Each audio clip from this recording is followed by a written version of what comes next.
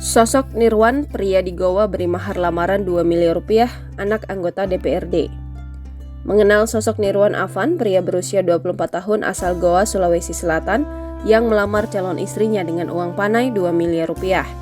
Tak hanya uang panai, Nirwan Afandi juga memberikan sejumlah aset fantastis berupa satu set emas dan berlian, maharnya 88 real, sebidang tanah 5.000 meter dan seperangkat alat sholat.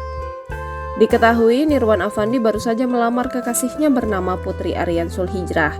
Prosesi lamaran Nirwan dan Putri pun viral berlangsung di perumahan Raihan, lingkungan Tatakan, Kelurahan Parangbanoa, Kecamatan Palangga, Kabupaten Goa, Sulawesi Selatan, Selasa 29 Oktober 2023. Bahkan sang calon suami rela menunggu Putri hingga selesai kuliah untuk mengadakan akad nikah di Tanah Suci nantinya. Melansir dari tribuntimur.com, Nirwan Afandi bukanlah pemuda dari keluarga sembarangan. Ayahnya adalah anggota DPRD Goa dari fraksi Partai Persatuan Pembangunan, yakni Haji Muhammad Dahlan Daeng Tawang.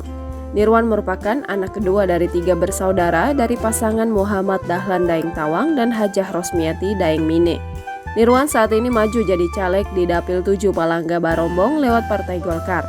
Selain itu, dia juga merupakan pengusaha properti di Goa. Pemuda kelahiran Sungguh Minasa 13 Maret 1999 ini menjabat sebagai Direktur PT Putra Palangga Timur, perusahaan perumahan subsidi Gria Bumi Palangga. Pekerjaan saya sebagai Direktur PT Putra Palangga Timur, perusahaan perumahan subsidi Gria Bumi Palangga, dan sekarang saya maju caleg di Dapil 7 Palangga, Barombong dari Partai Golkar, kata Nirwan dilansir dari tribuntimur.com Rabu 2 November 2023. Nirwan juga merupakan sarjana hukum di Universitas Muslim Indonesia atau UMI. Download Tribun X sekarang, menghadirkan lokal menjadi Indonesia.